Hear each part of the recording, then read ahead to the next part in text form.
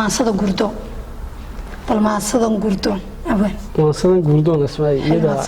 iyada 2018 iska bilowgiisii baa sameeyay haye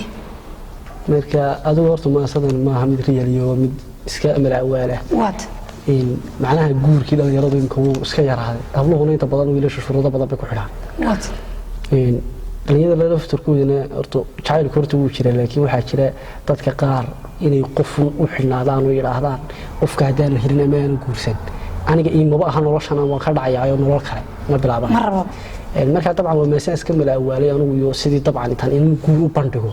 aan waliba ku leeyahay hadda guur baan ku soo bandhigay haddaad yeelayso kala yarraa haddaad diidana waxa dumar jooga waxa ma leeyahay mid kaleba waan dooranaya ilaahayna dunida ima keenin ina qof bilaadana ka daba calaalay arinta ka weyn ayuu ilaahay dhamaantiin noo keenay in ilaahay cabun marka calaasho waxaan dareensiinayaa hablaha dib guurka loo soo bandhigo inaanay aad soo adkayne inuu ku qof kale uu helayo kulliba dabcan oo dacalfiisa uu ugu daray marka waxaan leeyahay dad raacaysan shuruudahan soo raac hadii kala hadii soo raacayso soo raac hadii kala hadii qof kale mida waan helay ma sanad asma waxa ku bilaabaysaa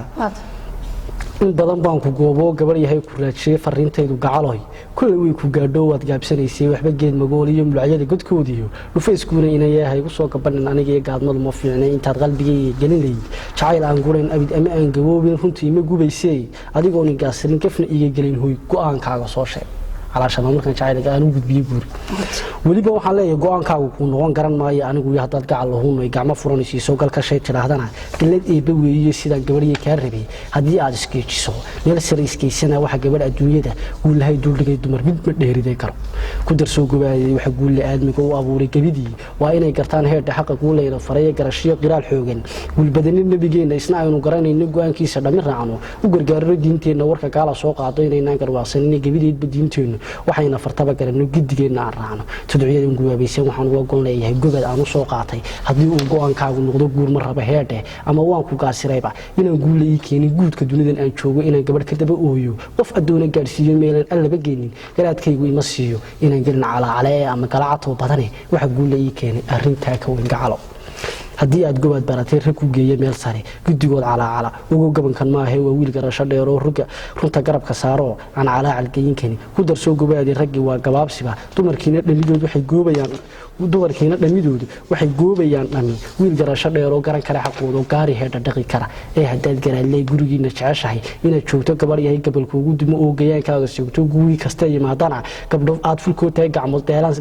gabdho aad fulkoo tahay gacmahaagu daalaan galbiskooda inay yahay gacmo saaba tumashada garan weyda talada gabadh yahay ku daayo guurseeg halkaasoo isadkeyntu gacalo gaban ay ku siisiyo gaban